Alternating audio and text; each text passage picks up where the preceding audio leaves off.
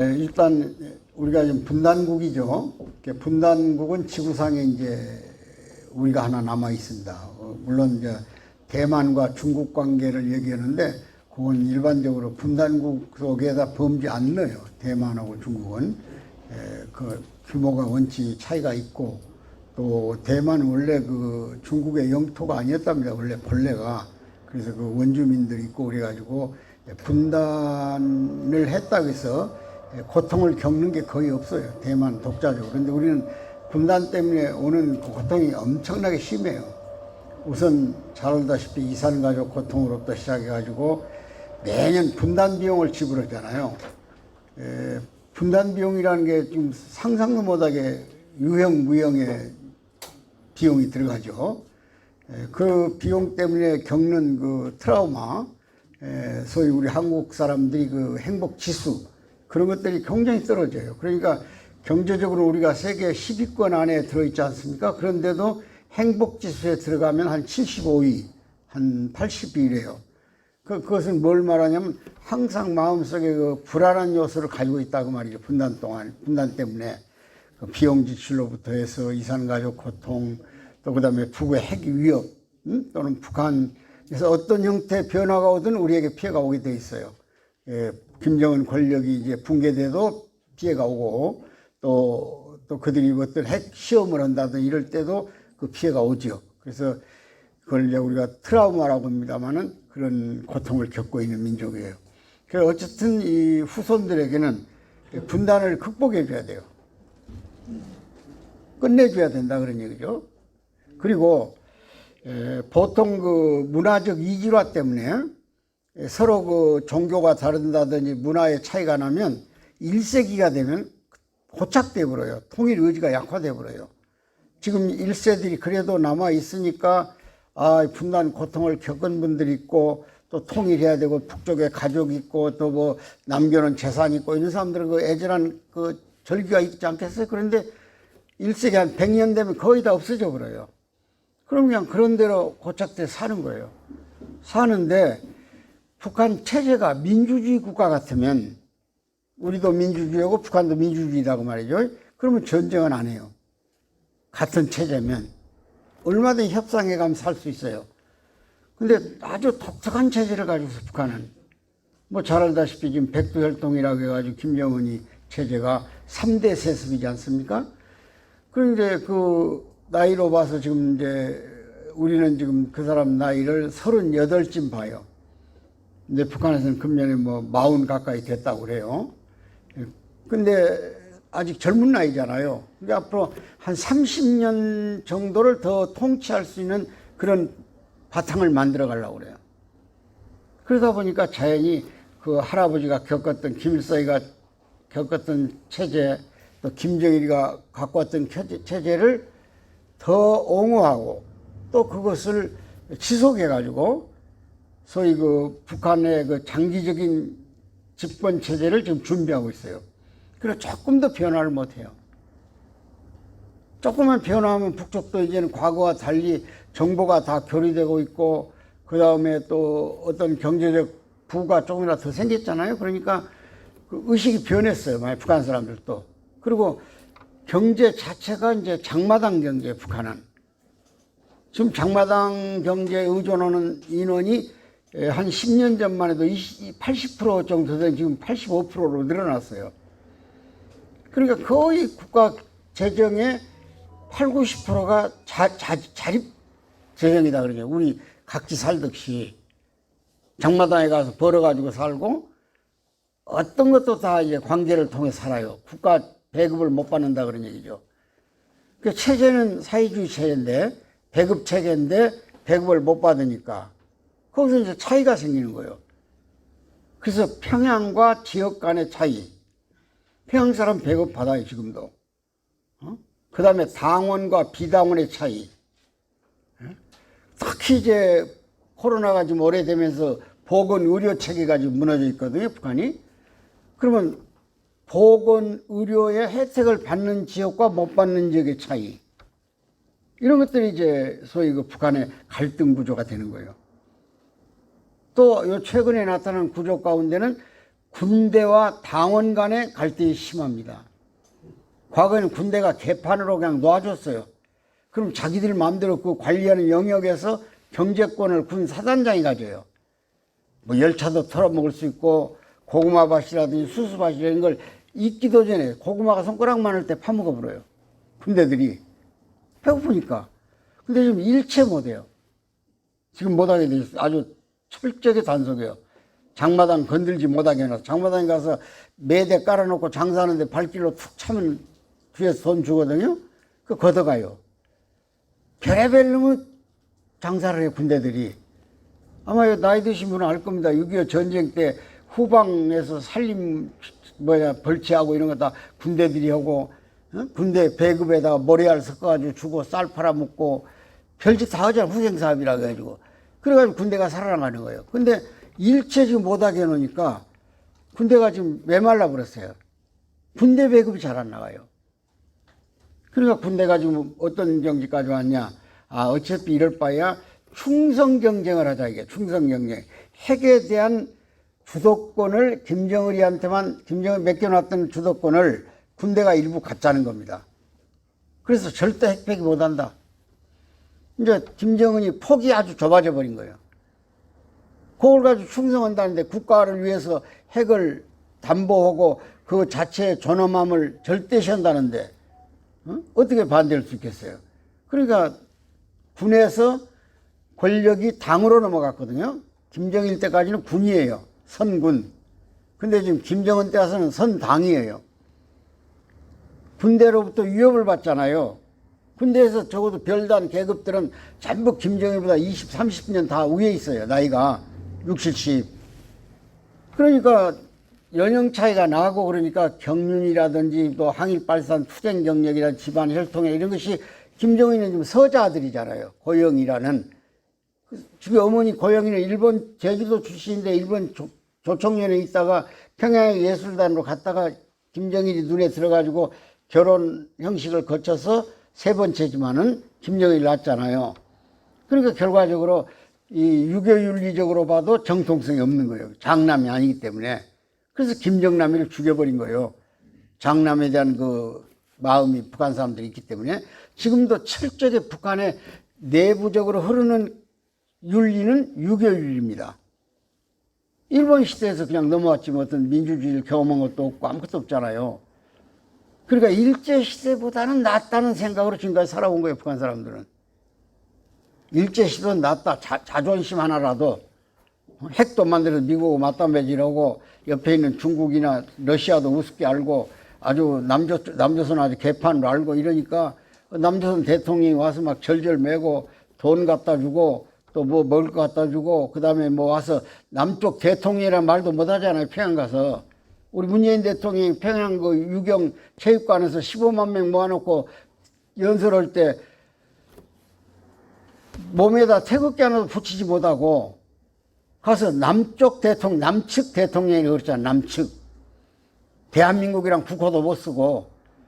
그러니까 그냥 김정일 때는 김대중 대통령이 와서 그러더니 김정은 때는 문재인 대통령이 와서 아부하고 막 절절 맨다, 이게. 그러니까 그런 걸 갖다 이제 선전을 어떻게 하냐면 뭐, 김정은이 절대 권력.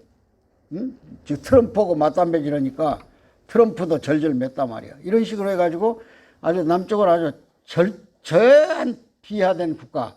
미국에 절절 매고 그놈들 통조림에 매달려 사는 아주 식민지 국가.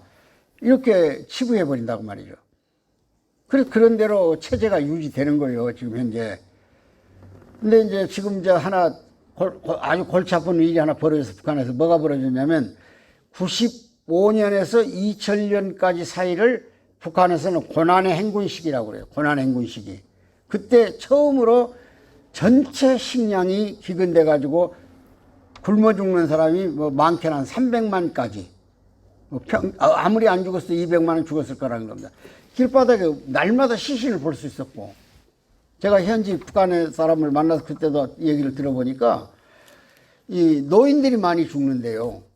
그 노인들이 왜 죽냐면은 집에 식량이 없는데 조금씩 어디서 가져오잖아요. 뭐 골동품을 팔아서 가져오면은 노인들은 이제 젊은이들 먹이려고 나 이제 건너집에 가서 그 오늘 뭐 누룽지 같은 거 있어가지고 얻어먹고 왔으니 니들끼리나 먹으라고 그러고 나가버린대요.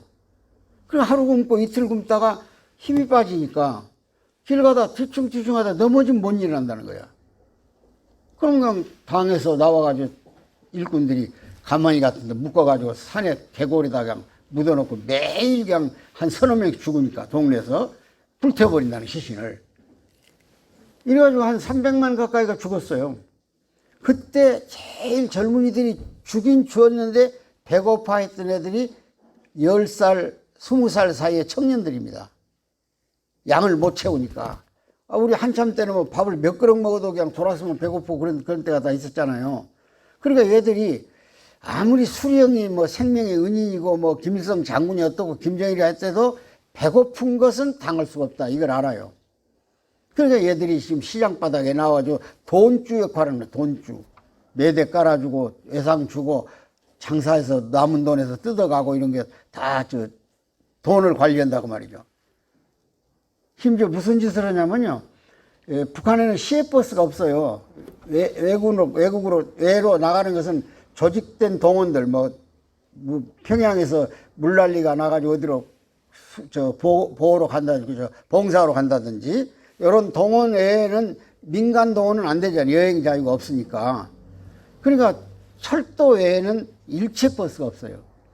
근데 장사꾼은 이제 이동을 해야 하잖아요. 물건을 실은 날이고. 그러니까 군부대 이름으로 아파트도 짓고, 군부대 이름으로 버스를, 이제 소위 그 군인들 수송용이죠. 거기다가 이제 평양 2시 10분 출발 이렇게 써요. 그럼 그냥 그거는 그냥 쫙 타가지고는 그냥 평양 가서 물건 팔러 간 사람들. 또 저 신의주, 저 중국어 국경이죠. 거기 이제 물건 거래를 하니까. 거기를 간다 버스가 뭐 몇 대 쫙 섰으면 장사꾼들이 보따리 들고 옛날 우리 저 시장 가려면 추럭 타고 가고 그랬잖아요. 그런 식으로 이제 가는 거예요. 그걸 다 군대가 돈을 버는 거예요, 그렇게. 그 관리를 전부 돈주가 한다고 말이죠. 그래가지고 이제 상납해가지고 운영을 했는데 그들이 이제 정치에 영향을 대는 거예요, 정치에. 그러니까 북한 사회처럼 뇌물이 판치는 사회가 없어요. 뇌물이 없이는 어느 것도 안 돼요. 학교, 좋은 학교 가는 것도 뇌물, 군대에서 휴가 가는 것도 뇌물, 부대 이동하는 것도 뇌물, 그 관공서에서 이제 공무원들 있잖아요. 거기서 좋은 자로 가는 것도 뇌물 그렇습니다. 이 평등이라는 게 얼마나 불평등인지 몰라요, 북한에 가보면. 예를 들면, 백화점 있지 않습니까? 백화점에 가보면 수많은 상품들 있죠. 근데 잘 나가는 상품이 있고 안 나가는 상품이 있어요. 그럼 제가 평양의 대성백화점, 제일백화점 이런 데 가보니까 북한에서는 금은빵이라는 건 있어요, 거기도. 노란이 황금 깔아놓고 뭐 열쇠도 있고 뭐 반지도 있고 있어요. 목걸이도 있고. 근데 손님이 거의 안 와요. 잘하면 하루 한두 명 와요. 그럼 거기 근무하는 여직원은 맨날 뜨개질하고 책 보고 졸고 그래요. 하루 종일 거기 있으니까. 안 오니까 손님이. 근데 계절 따라 바뀌는 의복 같은 거 있잖아요. 그건 많이 와요, 손님. 막 묶어주고 입었다 벗었다 하고 그러게요, 거기도. 그러면 막 엄청나게 부지런히 일을 해요. 그런데 소득에 따라서 임금을 주는 게 아니고 똑같은 노동시간으로 계산한다고 말이에요. 노동시간으로. 8시간 근무해서 그 안에 일하는 사람은 똑같아요, 월급이. 8시간 일했으니까. 공산주의 사회는 노동시간에 비례해서 가치를 결정하고 화폐로 바꿔서 가격이 되는 거 아니에요. 사회주의 제도에서는. 자기가 노력을 더 했다 해서 임금을 더 받는다더니 뭐 도매로 뛰어다 팔아먹어가지고 이제 장마당에서 그러지만 이런 일반 국가 기업에서는 그렇게 안 한다고 똑같이 한다고 말이에요. 그러니까 그 안에서 이제 경쟁이 벌어요. 누가 금은방을 지키는 관리자가 될 것인가. 백을 써야 할 거 아니에요. 그 총 책임자한테, 책임비서한테. 그러니까 뇌물이 필요하다고 말이죠. 이런 짓거리 한다 그런 얘기예요. 그래서 북한 사회도 이제 한계가 왔는데 어떤 총구란 건 무섭잖아요. 내가 아침에도 동아일보를 보니까 그 관현악단이라고 만수대 관현악단인가 그 노래 합창 지휘하는 지휘자가 있어요. 근데 지난 2월 18일이 16일이 김정일이 생일이에요. 그날 김정일이가 그 공연을 보러 갔는데 그 관현악단 지휘자가 이게 공연을 했어요. 했는데 마무리를 지면서 그 아마 그 공연에서 이제 그 음향이 하나 잘못된 것이 하나 있었던가 봐요. 그것을 김정은이가 나가려고 할 때 불러다가 좀 나무랬나 봐요. 그 합주하는 사람을. 그러니까 김정은이가 지나가다가 저 단장 못 쓰겠구만. 이 경축스러운 날 왜 그런 분위기를 망치나. 그러고 갔어요. 3일 만에 공개 채용을 해버렸더라고요.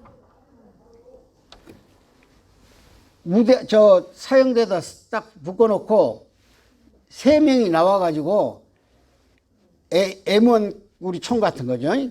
칼빈총 10발씩 실탄을 장착해서 산 앞에 30발씩 90발을 쏘아버렸어요. 그 지휘자가, 합창단 지휘자가 존엄한 김정은 위원장 앞에서, 이게 나가기 전인데 지휘원을 갖다 나무랬다 이거야. 그래가지고 이런 인권이 없는 나라예요. 뭐 옛날 김정일이 죽었을 때 8명이 차 운구를 했잖아요. 그 북한의 고위급들이 전부 다. 인민무력부장부터 전부 다 해가지고 8명 상성택이야 싹 죽여버렸어요. 전부 다 기관단총으로. 그래서 권력을 장악하는 거예요. 그러니까 충성경쟁하는 충성경쟁. 여러분들 그 텔레비전에서 북한에서 무슨 대원대회라든지 이런 거 오면은 전부 메모하는 거 봤죠, 메모. 그 김정은이가 뭔 연설하면 그걸 적어요. 사실 신년사 같은 건 적을 필요 없어요. 한 장씩 논아주면 될 거 아니에요. 근데 그걸 적습니다. 막 적어요, 깨알같이. 그게 바로 충성경쟁이에요. 그 말씀에 관심을 표시하고 있는 거예요. 만일 거기서 졸았다. 그 다음날 안 보입니다. 저동문 그 위대한 수령님 연설하시는데 졸고 있어? 그 다음 무슨 안경을 따갔다. 그 다음날 안 보입니다. 충성심이 약화됐다고. 이런 사회에서 어떻게 살겠어, 사람이. 그러니까 견디다 못하면 거기서 폭동이 나고 언젠가 그런 기회가 올 텐데 그 도를 지금 못 넘기고 있어요. 어쨌든 우리 한반도를 둘러싸고 이런 우리는 그런 나라하고 이웃 같이 경계를 하고 있다는 것이 얼마나 부담됩니까? 근데 최소한도 70년 경계를 해서 어떤 변화가 올 줄 알았어요, 많은 사람들이. 근데 지금 벌써 76년, 뭐 80년, 내일 모레가 100년이면 완전히 고착돼 버리는 거예요. 여러분, 인도하고 파키스탄 한번 보세요. 원래 한 나라입니다, 그거. 근데 종교가 다르잖아요. 힌두교하고 이슬람교하고. 그렇게 갈라져 버려요. 영원히 이제 두 개의 국가가 돼버린 거죠. 그래서 우리는 이제 분단을 어떻게 극복할 것이냐 할 때 분단을 지속해가지고는 안 된다는 겁니다. 분단 비용이 통일 비용보다 훨씬 더 들어요. 통일은 일시적으로 들어가요. 그래가지고 어느 지점이 넘어가면 이제 효율이 높아져요. 분단 비용을 지급하면. 근데 분단 비용도 만만치는 않아요. 독일을 보니까 90년에 통일됐잖아요. 20년 만에 독일이 통일 비용을 정산해 봤어요. 그러니까 2010년에. 그랬더니 얼마가 들어가냐면 한국 돈으로 약 3천조가 들어갔어요. 3천조. 동서통일에. 그럼 이제 우리나라에다 이제 비교를 합니다. 그럼 우리나라가 앞으로 20년 이제 통일하고 20년 동안 우리도 매년 150조씩을 써야 돼. 150조. 우리 국가 예산이 570조가 되잖아요. 그러니까 우리 국가 예산의 한 3분의 1, 잘못하면 3분의 1, 4분의 1 정도는 써야 된다 그런 얘기죠. 근데 동서독 간의 차이는 4배밖에 안 돼서 4배. 경제 차이가. 동독이 공산국가 중에서는 괜찮게 산 나라입니다. 근데 우리는 지금 현재 70배예요. 북한하고 차이가 총량면에서. 그러니까 엄청난 비용이 들어갈 겁니다. 이제 어떻게 쓰냐에 이제 차이가 있겠지만은, 그래서 우리 경제학자들이 이제 통일비용을 계산해 보니까 제일 적게 잡은 사람은 한 2,500조. 많이 잡은 사람은 7,000조까지 본 사람이 있어요. 7,000조. 그러니까 겁을 내는 거예요. 7,000조를 한 30년 동안에 쓰다 20년에 쓰려면 한번 생각해 보세요. 매년 막 200조 막 이렇게 써야 되잖아요. 250조까지. 그러니까 엄청난 비용이 들죠. 그러나 장기적으로 분단을 고착시킨 비용보다 그래도 통일비용은 낫다는 거야. 한 국가를 형성하죠. 그 다음에 북한에서 우리가 얻어올 게 많아요. 북한에는 자원이요, 광물 자원이 우리하고는 비교가 안 돼. 우리나라는 광물 자원 전체를 합쳐가지고 260조 매장돼 있어요. 세멘트하고 영월의 중석이라고 있어요. 중석. 그 외에 몇 가지를 합쳐봤자 267조 정도. 한국의 자원이. 이것도 2019년 통계입니다. 얼마 2년 전 얘기죠. 근데 북한의 통계는 물론 2009년에 조사한 것을 이제 비례해가지고 발표를 했는데, 북한에는 얼마나 매장되어 있냐면 한국 돈으로 약 1조 4천조. 1조 4천조. 1경 4천조. 그러니까 몇십 배가 되는 거예요. 한 20배 가까이, 18배인가 그렇게 돼요. 그럼 북한에 뭐가 많이 되어 있냐면 마그네사이트라는 게 있고, 아연, 그 다음에 금은 세계 5위고, 이건 1, 2위입니다. 마그네사이트, 아연 같은 건. 그 다음에 철광. 그건 무제한이에요, 철광은. 무산 철광에. 그 다음 북한에 지금 히토류가 매장되어 있다는 것이 아주 유엔에 보고돼 있어요.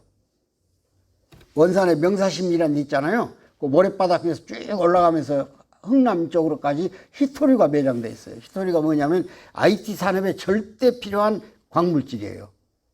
일본이 저 선원 하나를, 중국 선원을 납치해가지고 동경까지 데려다 감옥에 가둬 놨는데, 중국이 지금 히토류의 한 70%를 수출하거든요. 일본에다 수출 안 한다고 딱 막아버리니까 그 다음날 풀어줘 버렸잖아요. 이게 북한에 들어있는 거예요. 양이나 질이 중국보다 더 좋은 것이. 개발할 능력이 없어 그러지. 그 다음에 또 중국의 그 보고서에 보면, 중국이 저 석유가 어디서 나냐면 대경이라고요. 바로 옛날 우리 요동지방 거기에 있습니다. 제일 많이 난 데가 석유가. 그 광맥이 우리로 말하면 서해안이죠. 서해안 쪽으로 뻗어가지고 바해만으로 뻗어가지고 평양이 지금 이 석유에 떠 있다는 게, 평양이. 평양 지하에 석유가 무한정 매장돼가지고 사우디아라비아하고 이란에 매장된 석유보다 북한에 매장된 석유가 더 많대요, 지금. 그렇게 좀 보고되고 있어요. 그러니까 이 자원만 1경 4천조. 그 다음에 이제 우리 지금 산업 일꾼이 없잖아요. 젊은이가 없잖아요. 북한은 아직도 실업자가 많아요. 뭐 많죠. 기업이 없으니까. 그러면 우리의 자원과 자본이 북한의 자원과 노동을 만난다고 말이죠.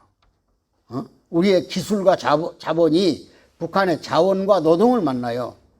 그럼 얼마나 상승 효과가 생겼냐고 말이야. 이제 우리가 지금 배고픔일 때 밥 굶는 시대에서부터 출발해가지고 오늘 여기까지 와서 지금 다소 여유로워졌잖아요. 이게 지금 전부 원체 배고픈 시대를 살았던 사람들이 그 의지예요, 의지. 뭐 새벽경 울리기 전에 돌아다니고 막 그랬으니까. 그런데 지금 이제 의지가 거의 지금 지워지고 겨우 명맥을 유지하는 것이, 우리가 머리가 우스우니까 첨단 산업, 반도체 산업. 요거 가지고 좀 유지하는 거예요.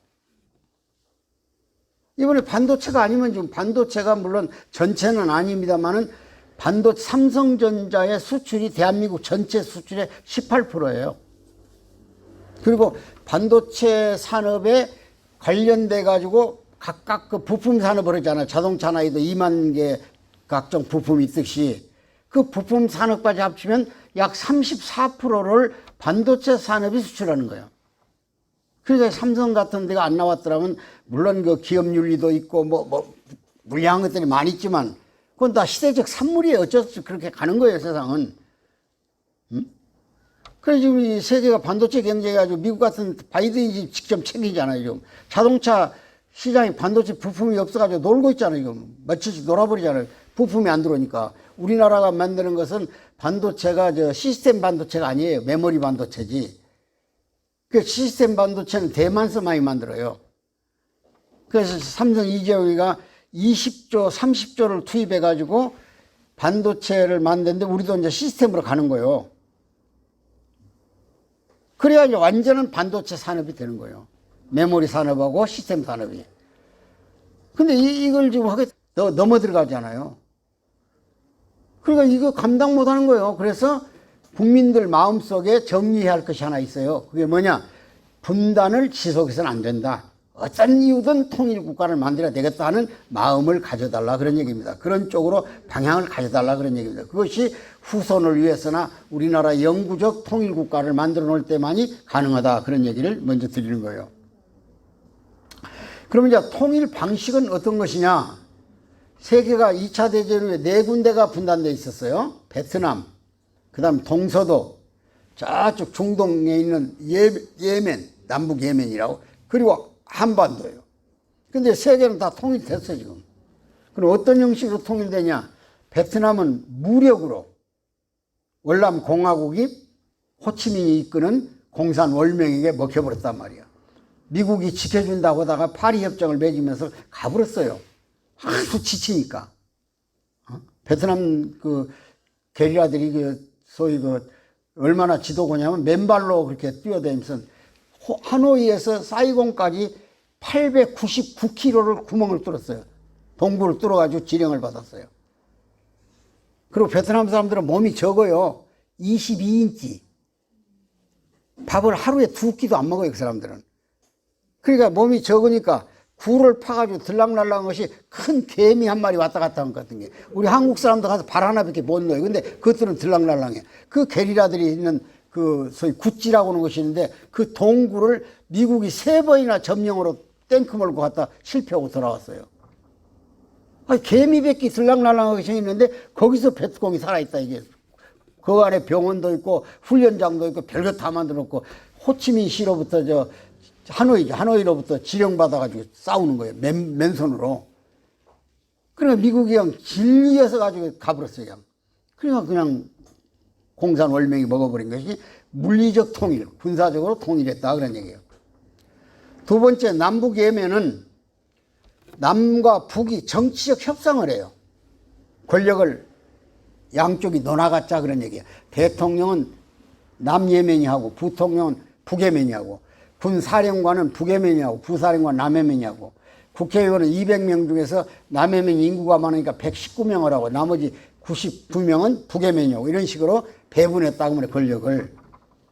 근데 제일 중요한 자리가 사령관 자리입니다. 군권을 움직이는 사람. 여기 이제 2년마다 바꾸기로 했는데 북예멘이 2년을 딱 채워서 이제 남예멘을 남겨줘야 할 거 아니야. 안 주는 거예요. 이건 계속 갖고 있겠다고.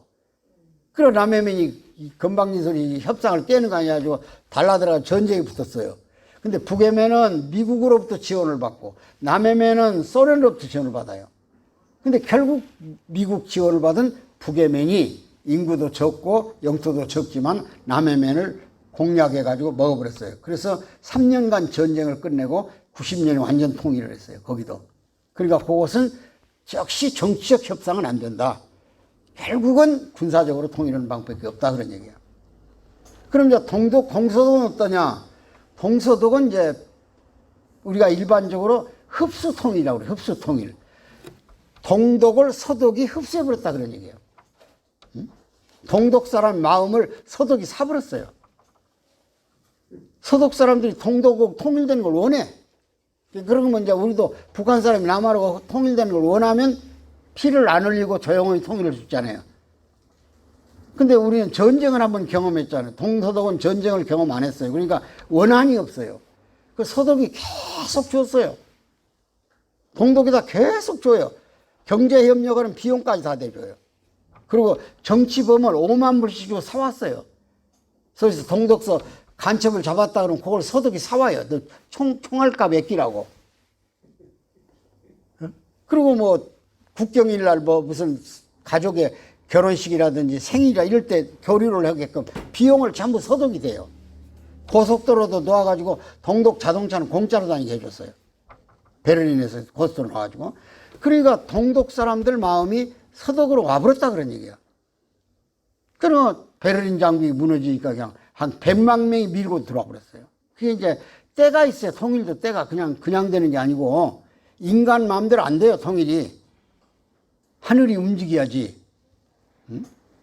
예를 들면 저 체코라든지 폴란드라든지 이런 나라 동북권 나라들 있잖아요. 유고 뭐 이런 나라들 있잖아요. 이런 나라들이 전부 다 시장 경제로 바뀌어버렸어요. 왜? 소련 고르바체프가 그 사회 변화를 유도했잖아요. 뭐 글라스노스니 페레스트로이카라고. 그러니까 두 가지 크게, 페레스트로이카는 소련 내부의 변화입니다. 국내 변화. 그래서 글라스노스는 국제적 변화야. 그래, 내부도 변하고 외국과의 관계도 변화시킨다. 그 중에 핵심이 뭐냐? 동굴아파의 지원을 중단한다고 그랬어요. 군사적 지원을. 그러니까 동굴아파에 있는 나라들이 소련군이 빠져나가 버린 거예요. 이제 더 이상 너희들한테 복무 안 한다. 고르바초프가. 그러니까 자기 나라 군대 가지고 지탱이라는 건 어려워요. 체코나 폴란드 같은 데가 자기 나라 군대는 3만 명이에요. 근데 소련군이 9만 명씩 들어와 있어요. 동독은 소련군만 45만 명이 들어와 있어요. 서독 군대가 50만이니까. 자기 나라 군대는 5만 밖에 없어요. 그러니까 군대, 브레지네프 닥트린을 철거한다 군대가 나가버렸다 이냐. 그러니까 지탱을 힘이 없어요. 그래서 재빠르게 시장 경제로 바뀌어버린 거예요. 저 헝가리의 부다페스트라고 해서 부다하고 페스트가 둘이 합쳐가지고 다뉴브강을 끼고 부다페스트 그러잖아요. 한번 가보신 분 있을 거예요. 근데 거기에 부다페스트 대학이 하나 있었습니다. 대학, 정치대학. 경쟁력이 750대 1이에요. 공산당 간부를 양성하는 대학이에요. 근데 얼마 전에 가보니까 대학이 문을 닫아버렸더라고요. 한 벌써 15년쯤 됐네요. 가본 지가. 동구가 자유화 시작할 때. 그래서 왜 문을 닫았냐 할 때 공산주의 경제학을 공부하러 온 놈이 하나도 없다는 거야. 그래서 재빠르게 머리가 돌아가니까 마르크스 경제학이 잘못됐다는 거야. 틀렸다는 거야. 그걸 배울 필요 뭐 있냐. 그래서 대학 학생이 안 와요. 750대 1의 경쟁까지 갔는데. 그러니까 교수들이 할 일이 없잖아요. 그래서 시인회 청소로 다녀 교수들이. 공산당 간부 양성하던 교수들이. 그 무슨 얘기냐면 공산주의는 경제적 이론을 이렇게 붙여요. 이거 누가 만들었겠어요? 기술자들이 만들었겠죠? 컵을? 그럼 노동력이에요. 여기 만든 기술자들을 노동했다고 그래, 이걸. 만들 때 노동. 그럼 노동 시간만큼 계산해가지고 돈을 주죠. 일정한 임금을 줘요. 그 시장에 팔아가지고 남으면 또 이윤을 배분할 수도 있고 안 줄 수도 있고. 똑같이. 공동생산, 공동분배니까 그 사이는. 응? 그런데 이렇게 이제 가치를 결정해 놨어요. 모든 것은 노동이 들어가야 상품 속에는 가치가 들어있다 이거야. 일반적으로 들으면 그럴듯하죠. 근데 노동하고 아무 상관없는 상품이 수두룩해 지금. 응? 예를 들어서 다이아몬드 값이 올랐다. 그 노동에서 오릅니까? 다이아몬드가 뭐 소화제요, 정장제요. 그냥 희귀성 남이 안 가진 걸 가지니까 기분 좋다고 차고 다니는 거지 그냥. 근데도 이 가격이 무지한 가잖아 이거. 응? 그 다음에 땅 하나, 짜투리 땅 하나, 뭣도 모르고 그냥 친구가 권해 사놨더니 그냥 몇 년 후에 가보니까 몇십 배가 올라 있어요. 그 노동하고 무슨 상관이 있어, 그지? 그런 상품의 가치를 노동으로만 계산한다는 마르크스의 경제 이론이 어떻게 가치를 결정하냐, 그 제품에 대해서. 또 하나 희귀품. 조선시대 우표 한 장이 3억 갑니다. 박영효가 그 우체국 때 그 만들었던 첫 번째 우표가 3억 가요. 우리나라 조선시대. 히틀러 머리털이 지금 우리 돈으로 150억입니다. 머리털 하나가. 지금 이 삼성이 내놓은 그림 같은 거 보세요. 정선 그림 같은 거다. 몇백 년 전, 200년, 300년 전 그림이니까 지금 몇십억씩 막 박수근이 그림 같은 건 60억, 70억 그러잖아요. 그것이 어떻게 노동으로 가치를 결정하겠어요? 희귀품이라든지 이런 것들. 그러니까 공부할 필요가 없다고 마르크스 경제학은. 그렇다고 뭐 자본주의는 옳다 그런 건 아닙니다. 자본주의도 모진 게 많아요. 막, 응? 지금 자본주의가 지금 병 들어가지고 지금 미국에서 그 소위 위기 경제혁명이 일어나고 다 그런 거 아니에요? 왜냐면 자본주의 보세요. 전부 은행에서 팔아먹는 것이 펀드라는 걸 팔아먹어요. 펀드. 뭐 브라질 펀드다, 중국 펀드 이런 거. 그건 노동하고 항상 머리 굴려가지고 만들어 놓은 제품들이에요. 그러니까 이놈 또 1%의 금융이 막 99%를 지배해버려요. 서울 그 부동산값 오른 거 보세요. 올라야 할 이유가 하나도 없잖아. 인구는 자꾸 줄어들고. 살 사람이 없어요, 앞으로. 사람이 줄어드는데 누가 집을 사겠어요? 지금 일시적으로 이제 일가구, 한 사람이 한 주택을 갖고 그걸 돈이 하도 흘러다니니까 자꾸 돈 경쟁하다 가격이 오른 거지. 일본이 바로 이웃나라 일본이 거기까지 가다가 그냥 90년대 폭 나가지고 한 20년, 30년 쫙 떨어져가지고 똥값이 된 일 있잖아요. 지금 동경에 아파트 빈 거 많습니다. 그래서 통일 방식은 이제 세 가지가 물리적으로 하느냐, 정치적으로 하느냐, 그러면 흡수 통일하느냐. 근데 이제 흡수 통일은 그래도 평화 통일이잖아요. 싸움은 안 하니까. 그래서 우리나라도 흡수 통일하면 좋겠는데 북한은 체제가 원칙 경고예요. 그리고 길들여져 버려 사람들이. 어려서부터 수령 절대론, 그걸 영도론이라고 하는데 수령을 자기 부모보다 더 높은 가치에다 둬요. 김일성이를. 그러니까 북한 사람들이 요 왼쪽 가슴에다가 김일성, 김정일이 배지 달고 다니는 거 봤죠? 배지. 우리말로는 배지고 그 사람들 말로는 이걸 회장이라고 그러나? 휘장이라고, 휘장. 초상 휘장. 어? 근데 왜 초상 휘장을 여기 심장 위에다 달았냐면 모든 사람의 신체는 잘라도 삽니다. 소장, 대장, 간, 폐 다 잘라도 살아요. 근데 심장은 건들면 죽잖아요. 그러니까 인체 자기가 가지고 있는 몸 중에서 가장 중요한 기관 위에다 그분을 모시고 다니는 거예요. 단 게 아니고 배지를 단 게 아니고 배지라면 손가락 잘라버립니다. 그 사람들은. 수령님의 휘장을, 원수님의 휘장을 모시고 다니는 거예요. 그러니까 북한에서 제일 귀한 용어가 심장입니다. 심장. 예를 들면 공원에 어떤 젊은 부부가 아기를 하나 데리고 산책을 해요. 그런데 지나가던 사람이 부러워가지고 당신들 어떻게 만나서 이렇게 행복하게 삽니까? 그렇게 물으면 그 사람이 아마 이렇게 얘기할 겁니다. 뭐 같은 대학 동창인데 서로 알게 돼서 연애하다가 만나가지고 가정을 이뤘습니다. 이러면 되는 거예요. 행복하잖아요. 그러면 또 누가 소개해서 만났습니다. 이렇게 되는 거예요. 북한에서는 그런 용어는 아주 저급한 용어입니다. 응? 저급한 용어에 사랑해서 만났다는 건. 그럼 뭐라고 하면 좋을까요? 심장으로 만났습니다. 그래야 되는 거예요. 당의 충성으로, 수령님의 충성으로 서로 결합했다. 그런 얘기야. 오직 수령을 위해 사는 거예요. 수령은 내수고, 당은 뇌고, 인민은 사지백체예요. 그러니까 내수가 명령하면 일체 예스 그래야 되는 거예요. 어떤 의도 달면 안 되는 거예요. 평양에서 열병식 할 때 아파트에 사는 이제 두 부부가 5살짜리 아기가 하나 있는데 열병식 한 데 가서 환영해야 돼요. 막 깃발 흔들면서 시내에서 열병식 오면. 근데 이 아기가 군인들만 보면 막 놀라서 우는 거예요. 경기를 일으키고. 그래서 한참 보다가 하도 우니까 안으로 데리고 왔어요. 안 보인 대로. 그 다음날 그 집이 비어버려요. 새벽에 보안원들이 와 경찰들이 와가지고 짐 싣고 아웃 상황으로 보내버린 거예요. 열병식인데 가족이 전체 열렬히 환영 안 했다고. 그 세포들이 보고해가지고. 이런 체제가 유지되고 있는 거예요. 그러니까 지금 죽지 못해 사는 체제예요, 저게. 근데 불만 안 해. 왜? 길들여져 버려가지고. 혹시 여러분들이 제주도 가서 코끼리가 섞어서 그런 걸 볼 거예요. 코끼리가 돌아다닌 걸. 근데 코끼리를 갖다 놓고는 철사줄 하나를 매놨어요. 근데 안 가요, 코끼리가. 그거 넘어가도 될 수 있고 밟아도 끊어질 텐데. 왜 안 가냐? 어린 코끼리를 데려다 키울 때 전선줄에다가 전기를 통하게 해놓은 거예요. 그러니까 이놈이 부딪히면 쫙 몸에 전기가 온다. 몇 번 부딪혀보니까 거기 가서는 안 된다는 걸 알고 그 엄청 이따구로 커가지고 다리가 이러는데도 못 넘어가는 거기를. 그게 조건반사 교육이라는 거예요. 소련의 생물학자 파브로브가 얘기했던 조건반사 교육. 계속 길들여버리면, 여러분, 어디입니까? 거기가, 저 중동 지방에서, 늑대가 어린이를 물어다 키웠어요. 6개월짜리 어린애를 늑대가 물어다가 17살까지 키웠어요. 17살까지.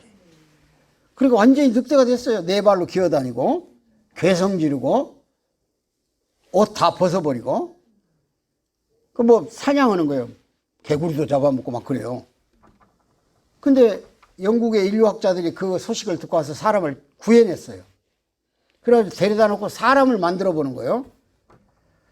5년 동안 교육을 시켰어. 아버지, 어머니부터 이제 글을 가르치면서. 그랬더니 5년 걸쳐가지고 부모 이름, 그거 외웠어요. 5년 동안에. 그리고 안 서. 계속 기지. 옷을 입으면 찢어버리고. 그러다 결국은 죽었어요. 7년 만에. 이게 사람이 길들여진다, 길들여져. 북한은 특이한 체제 속에서 사람을 길들여가지고 통치하는 그런 체제예요. 그리고 그건 공산국가도 아니에요. 공산국가는 지도자를 다 그래도 당에 결정해서 뽑는 거예요. 저 중국 같은 데는 공산당 당내 민주주의라는 게 있어요. 권력이 배분돼 있어요. 베트남도 그러고. 근데 북한은 한 사람이 다 하는 거죠. 백두혈통만 하는 거예요. 그러니까 김여정이 권력 좀 센 것보다 여동생이라도 핏줄이라고. 이런 면에서 우리나라는 특이한 정치체제에 두 집단이 하고 있기 때문에 평화적 통일은 굉장히 어려울 것 같습니다. 어려울 것 같아요. 그러나 북쪽이 만일 유리하다고 판단되면 평화적 통일을 요구할 수 있어요. 남쪽이 정치적으로 혼란하고 아주 개판 5분 전이면 선거를 통해서 하자고. 선거를 통해서 인민이 선택한 정부를 갖자 그러면 꼼짝 못해 우리가. 지금 우리도 평화통일, 거기도 평화통일 목적은. 그리고 1947년에 유엔에서 남북한 총선거를 하라고 그랬잖아요. 인민이 원하는 정부. 그때 만일 북한이 선거를 받아들였으면 공산정부가 됩니다. 그때 여론조사를 보니까 인구의 83%가 공산주의를 지지했더라고요. 그 당시는. 여운형이라든지 공산당, 남로당의 박은영이 같은 사람을 절대 싫어했더라고요. 그때 조직은 공산당 조직밖에 없으니까. 거기에 그걸 분단을 막으려고 김구 선생, 김규식 선생 같은 사람들이 평양에 가서 김일성한테 가서 별소리 다 해도 이놈은 체제 딱 붙여놓고 소련 허수아비가 돼가지고 남쪽으로 갔다 완전 통일할 때까지를 기다리고 있었던 거 아니에요. 근데 참 운은 있는 나라입니다, 이 나라가. 마치 그때 어떤 사건이 일어나냐면 남로당 당수 박은영이가 세포를 만들어 가려면 조직이 시작하잖아요. 조직이. 그래서 돈을 많이 북에서 내려와 썼다가 북에서 돈이 안 내려와요. 그러니까 종로에 있는 정파사 인쇄소에 가서 돈을 찍어냈어요. 유조 지폐를. 그래서 그걸 가지고 정치자금을 가지고 쓰다가 그것이 이제 포착돼 가지고 박은영 체포령이 내려버렸어요. 그러니까 박은영을 체포한다니까 이놈이 밤에 관 속에 들어가지고 장례 사람 죽은 것처럼 해가지고 북으로 넘어가 버렸어요. 그래가지고 김일성한테 설득을 하는 거예요. 빨리 전쟁을 해라. 남쪽에 지금 50만 지하당원이 있는데 서울을 가서 3일만 앉아있으면 남쪽은 저절로 공산화혁명이 일어난다. 가만히 김일성에 들어보니까 정치적으로 골치 아프고 뭐 당파주의 하면서 이놈저놈 죽이고 이럴 필요 없이 남자들 먹어버릴 것 같다고 말이야. 그래서 스타린한테 가고 모태솔에 한 거예요. 미군도 가버렸겠다. 때가 다 왔다. 그러니까 너희들이 무기만 좀 대둬라. 이래가지고 6.25가 일어난 거예요. 6.25가. 그때 만일 선거를 받아들여가지고 남북한 총선거를 했으면 제주도 사건이나 바로 그거 아니잖아요. 선거를 거부하는 남로당원들이 경찰서 불지르기 시작해가지고 제주도 사건이 난 거 아니에요. 그러다가 양민이 많이 죽었지만은. 거기 수습으로 가려고는 여수 순천에 주둔하는 그 10년 된가 거기에서 공산당 뿌락지들이 군대 안에 들어와가지고 제주도 출동을 거부해가지고 여수를 폭력으로 막 군대들이 점령해버린 게 여수 사건이잖아요. 근데 지금 그거 다 양민들 피해본 것만 입장해가지고 좀 피해 보상하라고 해가지고 의회를 통해서 뭐 돈들 다 보상받는다고 지금 제주도 사건은 이미 민주화 투쟁으로 이루어졌고 이렇게 광주 사태처럼 이루어지면 또 인천에서 지금 인천 상륙작전 때 무거운 사람들이 죽었다고 해가지고 그 보상하라고 그래요. 의회가, 인천 의회가. 이러다 보면 이제 6.25 때 피해 보상을 요구하고 계시겠어. 그럼 이제 한쪽에서 임질이라는 데 죽은 놈 돈 내놔라고 계시겠다니까. 이 나라 꼴이 이게 꼴이 아니에요, 지금. 응? 기가 막힌 나라라고, 이 나라가 지금. 어쨌든 간에 이런 상황에서 본다면, 우리 한국은 가능한 물리적 통일은 안 됩니다. 왜 안 되냐? 6.25 전쟁 때 450만 명이 죽거나 다쳤어요. 남북한에 합쳐서. 산업시설은 80%가 파괴되어 버렸어요. 평양은 집 한 채만 남겨놓고 다 파괴됐으니까. 근데 지금 화력이 6.25 전쟁 때보다 평균 100배, 평균으로 치면 또 위험한 것들은 첨단 무기들은 1000배가 더 높아요.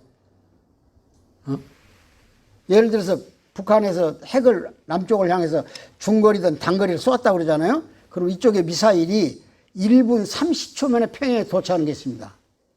그러니까 북한 미사일이 날아오기 전에 평양이 먼저 부서져 버려요. 우리나라도 대단한 나라입니다. 지금 우리나라 것을 안 밝혀서 그러지. 우리도 지금 1300km까지 가는 미사일이 있어요. 두만강 건너 소련까지 가는 거. 그러니까 그거 안 만들면 불안해서 정치가 되겠어요? 청와대를 까부셔버린다는데? 그러니까 이 남북한이 그런 전쟁으로 들어가면 북한의 핵기지가 터지면 온전하겠어, 여기가? 지금 일본의 저 동북지방에 지금 뭡니까 핵 에너지 폐출물 흘려보냈다고 난리가 난 판이고 고기를 못 먹는 판인데, 그러니까 이 물리적 통일은 안 된다. 아예 생각을 안 해야 돼. 그럼 평화적 통일인데 북이 안 들어. 김정희가 40년치가 혼자 하려고. 그런데 자기들이 유리하다고 판단되면 선거를 통해서 통일하자고 할 거다, 그런 얘기야. 응? 그게 이제 연방제니 여기 연합국가 이런 논리가 그래서 나오는 거예요. 연방제를 만들면 상설기구가 나와야 되거든요. 그럼 기구에서 통일을 논의하는 대의원들을 뽑아가지고 거기서 결정해야 돼요. 서로 연방국가끼리. 그러니까 우리 연방제를 두려워하기도 하고 안 하려고 그런 거예요. 왜냐? 일민족 일국가 체제에서 두 정부를 인정하자는 거예요, 연방제는. 근데 우리 김대중 대통령이 내놓은 연합단계란 건 뭐냐? 일민족 이국가야. 국가 체제를 그대로 두면서 협상해가잖아, 통일로. 근데 북한은 국호를 하나로 만들고 이 한 국가 안에서 정부만 둘러오자는 거야. 체제만 둘러 인정하자는 거야. 그러니까 국가가 하나 되면 상설기구가, 우회기구가 있어요. 국가 중앙기구가. 그 기구가 우선권이 있기 때문에 지방기구의 권한이 없다, 그런 얘기야. 연방국가라는 게 다 그렇잖아요. 미국 연방국가, 독일도 연방국가, 스위스 연방국가인데 중앙정부가 연방군대가 최우위잖아요. 그러니까 이 꼼수가 있다, 거기에. 그러니까 우리가 그걸 거부하니까, 그러나 그것 갖고 상의하자고 해서 6.15 선언 때 북쪽의 연방국가 중에서 낮은 단계라는 게 있고 남쪽의 연합단계라고 해서 김대중 대통령이 제안한 거에서 그 두 개를 갖고 통일 문제를 상의하자, 이렇게 결론이 났던 거예요. 하여튼 그것이 이제 어디로 갈지는 몰라도 아무튼 간에 우리는 이제 어차피 평화 통일을 하려면 선거를 통해서 국민이 선택해야만 국민의 정부가 되는 거예요. 그들이 말하는 인민의 정부가. 근데 다행히 우리가 인구가 2배, 북한의 2배. 그럼 우리는 이제 선거를 할 때 지역구를 만들고 대의원을 뽑을 때 인구로 하자고 할까, 인구로. 근데 북한은 인구가 적으니까 땅으로 하자, 지역으로 하자. 옛날 소선구처럼 군 단위로 하자, 이거야. 인구가 어떻게 살든 간에. 그거가 협상해야 할 거 아니야. 남북 협상해. 그러면 인구도 어느 정도 생각하고 지역도 생각해야 돼. 그러다 보면 선거구를 한 800개로 가정했을 때 북한이 370개 선거구가 생기고 우리가 한 430개 선거구가 생긴다고 가정을 해보자고 말이야. 그래서 대의원을 뽑아요. 재헌의회처럼. 거기서 통일국가의 모양을 만들어내는 거예요. 그러니까 결국 그렇게 될 때 북쪽은 앞으로 한 20년간 한 사람이 딱 출마해요, 노동당. 그 외에 다른 사람은 출마가 안 돼요. 근데 남쪽은 한 선거구에 많이 나오면 50명도 나올 수 있어요. 그래서 분열돼요, 각기. 부부간에도 나와보잖아요, 성질나면. 한 선거구에서. 그러니까 우리는 별로 뭐 색깔이 다 있어가지고 한 사람을 뽑는데 위험하다, 이게 상당히. 잘못하면 100석은 저절로 넘어가고 200석은 색깔이 얼룩덜룩한 놈이 있어요. 공산당이라고까지는 안 하는데 약간 희색된 놈이 있어. 이놈들이 들고 나가가지고 좋은 자리 준다면 그냥 합쳐버리면 우리는 끌려가면서 총구 앞에 서버려야 되는 거예요. 이래서 정신 바짝 차려서 통일에 대한 대비를 철저히 안 하면 안 된다는 것이 오늘의 현실이라는 걸 여러분들에게 말씀드리고 싶어서 오늘 간략하게 걱정을 드리지만 뭐 하늘이 우리에게 그렇게까지는 안 만들어주지 않겠냐. 그리고 여러분들이 살아계실 때 통일이 이루어지면 젊은이들이 교육에서 통일은 손해가 아니라 이익이다. 너희들의 비전이다. 미래다. 이런 입장에서 설명해 주시라는 당부를 드립니다. 감사합니다.